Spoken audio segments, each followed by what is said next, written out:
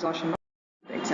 Now what you learn in this video: digestion, absorption lipids in a simplified way, its clinical correlation, important MCQ discussion, probable university based exam, and memory tricks for quick revision. Why is this topic important? From exam point of view, the question that is asked is digestion, absorption of lipids, enumerate 10 products of digestion of triglycerides. What's the difference between absorption of long chain fatty acids and short chain fatty acids? What is split and unsplit fat excretion? And from patient point of view, steatoria and coming to digestion absorption of lipids, this is a long essay. Now these lipids are digested in oral cavity, especially the triglycerides, to which short chain fatty acids are attached. Now they are acted upon by lingual lipase enzyme, which is stimulated by gastrin, and this lingual lipase is active at a pH of 2.5 to 5. So this will break down the triglycerides to short chain fatty acids and glycerol.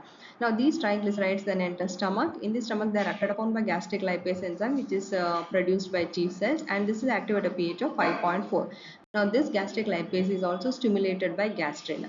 Now this gastric lipase breaks down the triglycerides to which only short chain fatty acids are attached, and releases these short chain fatty acids and glycerol. So liver synthesizes cholesterol, and this cholesterol gets converted to bile acids. So the primary bile acids include cholic acid and quinodeoxycholic acid, and secondary bile acids include deoxycholic acid and lithocholic acid. Now these bile acids, they combine with glycine and taurine to form bile salts. So, and they are named as glycocholate and taurocholate, and also glycoquinodeoxycholate and tauroquinodeoxycholates. To this, sodium and potassium salts get attached, and they become sodium and potassium salts of glycocholate and taurocholate. Now why do we need bile salts? They bring about emulsification, that is breakdown of larger triglycerides, larger cholesterol esters, and larger phospholipids into smaller droplets. Okay, so only when the smaller droplets enter into duodenum, pancreas will release the digestive enzymes of lipids, and all these digestive enzymes are present as inactive zymogens, and they are converted to active zymogens under the influence of gastrin. So now these are the enzymes that are released by the pancreas: colipase, pancreatic lipase, cholesterol esterase, and phospholipase A2. So colipase initially binds to this triglycerides, then only pancreatic lipase will be able to act on this smaller triglyceride molecules in the jejunum. Now this pancreatic lipase will act on triglycerides and convert them to 2-monoacyl glycerol, releasing the fatty acid. Now this is the structure of the glycerol, and which is a 3 carbon compound, and to all the 3 carbon compounds fatty acids are attached. Pancreatic lipase releases the fatty acid that is present at position 1 and 3. So it results in the formation of 2-monoacyl glycerol. So it cannot act on position 2. So this undergoes isomerization to form 1-monoacyl glycerol. Pancreatic lipase acts on this 1-monoacyl glycerol and releasing all the fatty acids and glycerol. So similarly, cholesterol esterase enzyme that is released by the pancreas will act on cholesterol esters to releasing free cholesterol, and phospholipase A2 acts on phospholipids, releasing fatty acids and lysophospholipids.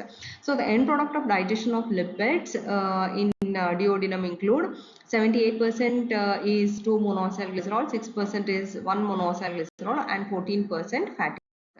Coming to absorption of lipids, this mainly takes in jejunum. The small and medium chain fatty acids are directly absorbed into the blood circulation, whereas long chain fatty acids requires the formation of mixed micelles. This long chain fatty acids, free cholesterol, and the lysophospholipids are packed into mixed micelle with the help of bile salts, which presents this micelle to the villi of the intestinal epithelial cells. Now all these are absorbed into the intestinal epithelial cells, and bile salts are released back to undergo enterohepatic circulation. Inside the intestinal epithelial cells, they are packed into a structure called chylomicrons. Now this chylomicron has got 2 important apolipoprotein which acts as a carrier molecule, and these include ApoA and B48. Now these chylomicrons are released into lymphatics through thorax and then into thoracic duct. Through subclavian vein they enter into blood circulation. When they are released into blood circulation, the serum appears milky. Now there is a difference in absorption of short chain fatty acid, medium chain fatty acid, and long chain fatty acid. Short and medium chain fatty acids are directly absorbed into blood circulation because their size is very less and they can easily enter into capillaries. When compared to long chain fatty acid, the size is very big, so they are initially released into lymphatics, and through lymphatics they enter into general circulation. So this can be asked as a reasoning based question. Why there is a difference between absorption of short chain fatty acids, medium chain fatty acids and long chain fatty acid? Give reason. The other format of asking question is how are long chain fatty acids absorbed. So you can write the same concept map of the flow chart for both. Now, coming to the other question that can be asked is enumerate different lipases that act on different lipids and fatty acids and their specific functions. Okay, here is this comprehensive list. So in the oral cavity there is lingual lipase which will act on triglycerides, which mainly contains short chain fatty acids, releasing short chain fatty acids and glycerol. In the stomach there is gastric lipase which will act on triglycerides that contain both short and medium chain fatty acids, releasing short and medium chain fatty acids and glycerol. So the pancreas releases so many other enzymes called pancreatic lipase which will act on the triglycerides, releasing fatty acids and 2 monocyl glycerol. This undergo isomerization to form 1 monocyl glycerol because pancreatic lipase cannot act on 2 monocyl glycerol. So ultimately it releases all fatty acids and glycerol. Cholesterol esterase will act on cholesterol ester and releases the free cholesterol.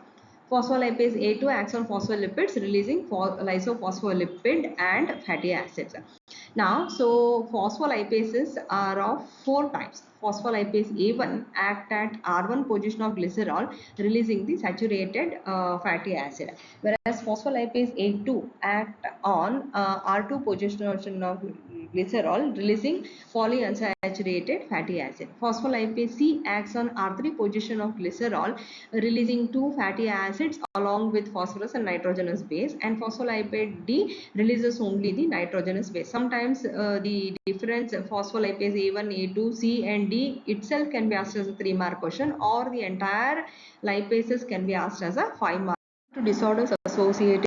Now, whenever the pancreas is damaged, what happens? The digestion will not take place because pancreas is the organ that is involved in digestion of lipids at the level of small intestine, and as you all know, the pancreatic enzyme includes the colipase, pancreatic lipase, cholesterol esterase and phospholipase. When the pancreas is damaged, or what happens is these enzymes are not released, and this results in excretion of the fat. So the normal excretion of fat by healthy individual is less than 6 gram per day. So whenever an individual suffers from pancreatic insufficiency, the excretion of fat exceeds 6 gram per day. This is mainly because of defective digestion. So defective absorption can also lead to excretion of fat, and the causes include celiac disease. So this is characterized by gluten induced inflammation. So gluten is an allergen that is present mainly in wheat, and this can induce chronic inflammation in the small intestine, and the patient will not be able to digest wheat based products, or what happens is here the lipid absorption, digestion will be there, but lipid absorption will be affected and fat will be excreted by the patient. So the next condition is Crohn's disease. Now this is characterized by chronic inflammation of the small intestine. So this will again impair the absorption of all short chain, medium chain and long chain fatty acids. So in both these conditions there is characterized by severe inflammation of the small intestine. The micromolecules are not absorbed, they get excreted, precipitating indigestion, and there will be gaseous distension, and the bowel is irritable, and it's characterized by diarrhea also. So the other condition is obstruction to bile duct, and as you all know, gallbladder is the organ that is associated with the formation of bile salts, and bile salts are needed for forming mixed micelles and absorption of long chain fatty acids. So whenever and this bile duct can become obstructed because of stones in the gallbladder, stones in the common bile duct, or because of malignant transformation of the cells, bile duct cells. And in both these conditions, gallstones and carcinoma, there is obstruction to bile duct, so bile is not released. There are no bile salts that are released into the jejunum, so and there is no absorption of fatty acids. Okay, so here also it is what happens is lipids are not absorbed and there is excretion of fat more than 6 gram per day. So whenever the excretion of fat is known as steatorrhea. So steatorrhea can be of two types: unsplit fat and split fat. Unsplit fat is because of defective digestion, where pancreatic enzymes are defective, so the lipids are not at all digested, and this is characterized by unsplit fat. So on the contrary, whenever there is problem with absorption, split fat is excreted because the lipids are already digested to form fatty acids, glycerol, free cholesterol, and they are not absorbed and they get excreted. So that is split fat. Sometimes this is Viva question asked. So what is split fat and unsplit fat? In both the condition, there is excretion of fat more than 6 gram per day. So unsplit fat is characteristic of defective digestion of lipids, and split fat is characteristic of defective absorption of. So that was all about digestion absorption of lipids. Coming to self-assessment to evaluate yourself how good you understood. Primary site of lipid digestion is duodenum. So most lipid digestion occurs in duodenum, mainly by the pancreatic enzymes. The most important enzyme for fat digestion is what? Pancreatic lipase, which brings about the hydrolysis of breakdown of triglycerides to fatty acids. So pancreatic lipase requires which cofactor for optimal activity? It is colipase. So only when colipase goes and binds to triglycerides, pancreatic lipase will be able to break down the triglycerides. Emulsification of fat is mainly due to bile salts. So they bring about emulsification is nothing but breakdown of larger triglycerides, larger cholesterol esters, and larger phospholipids to smaller triglycerides, smaller cholesterol esters, and smaller phospholipids. Which hormone stimulates bile secretion and gallbladder contraction? It is cholecystokin. So micelles are formed by bile salts and also lipid products. So why do we need micelles? Micelles help in absorption of lipids.